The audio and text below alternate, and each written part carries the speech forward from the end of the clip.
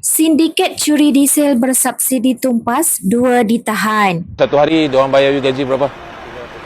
Satu hari 300. Pajak on Swiss, ada motor semua.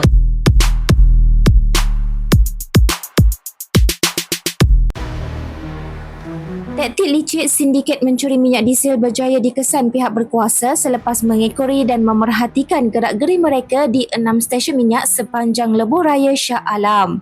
Ketika diserbu, sindiket itu sudah berjaya mengepam kira-kira 2,500 liter diesel bersubsidi ke dalam tangki khas yang sudah diubah suai lengkap dengan sistem pam untuk memindahkan minyak dari tangki asal lori terbabit.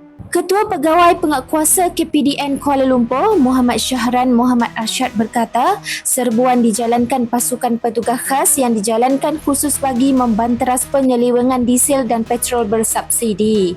Menurutnya, 2 lelaki berusia 20-an disyaki ahli sindiket yang berperanan sebagai pemandu lori ditahan dalam serbuan di sebuah stesen minyak di Lebuh Raya Kesas Shah Alam lewat malam semalam.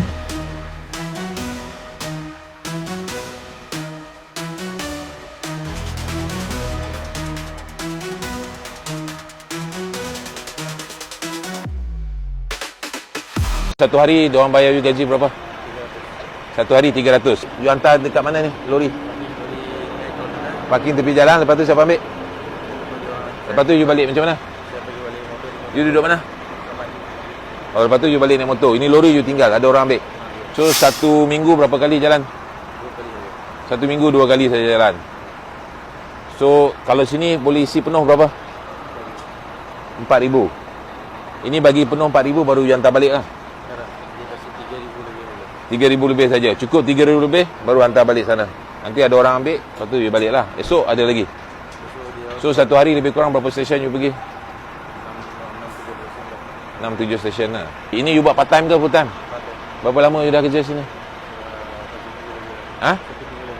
1 minggu lebih. Sebelum ni kerja apa? EPS. Oh, ini part time lah. Weekend saja. You tahu tak yang you buat kerja ni salah? You tahu ada risiko. Oh, tapi you tahu risiko, you buat jugalah. So you sedar lah ini.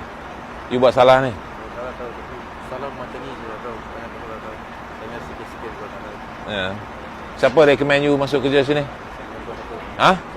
You lesen ada? Lesen mandu tak ada? Lesen mandu pun tak ada.